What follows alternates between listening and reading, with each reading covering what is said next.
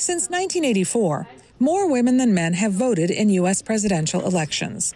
And, for the most part, more of them vote for Democrats than vote for Republicans.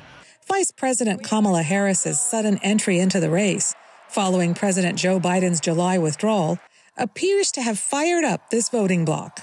We have seen a pretty significant shift across a lot of different demographics, but with women in particular, who are now much more likely to vote for the Democrat at the top of the ticket than they were when it was Biden. This election year, roughly 1 in 5 women say abortion rights is their key issue. In 2022, Supreme Court justices nominated by then-President Donald Trump helped eliminate constitutional rights to an abortion. Trump wants each state to decide abortion laws. Harris wants federal legislation to protect reproductive freedom nationwide. She's trying to create a world where people all have their rights to their own decisions, their bodies, their choices, women's rights. She's for the people, which is the middle class, which I am middle class, and the laws about women's rights.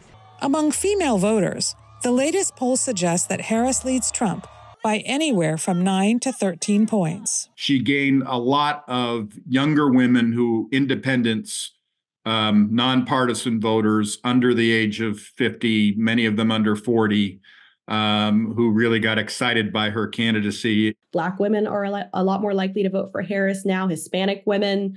So, as we have seen her do better with a lot of these specific racial demographics or educational demographics, we have seen with women, that is really where that shift is coming from. Male voters favor Trump by anywhere from 5 to 9 points, depending on the poll. First, her being the candidate, this is like horrific to me because, first of all, she's not prepared to be president. For months, we would barely ever see Joe Biden, and all of a sudden, Kamala Harris is the nominee for the Democratic Party when she was never nominated in the first place. She came out of nowhere.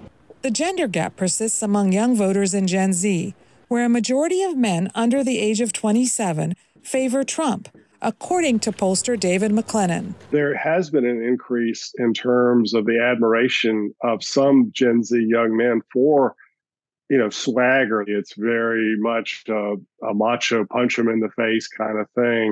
McLennan says young men are politically socialized by online sources, where they often see and hear unflattering opinions about female leaders. So they believe that women can't make the tough decisions. If the United States were to go to war or face international crisis, they don't believe that women have the ability to make the tough call. White women were key to Trump's victory in 2016. He also won a majority of white women in 2020. In this race, the latest polls show Harris and Trump statistically tied among white women. Dora Mekouar, VOA News, Washington.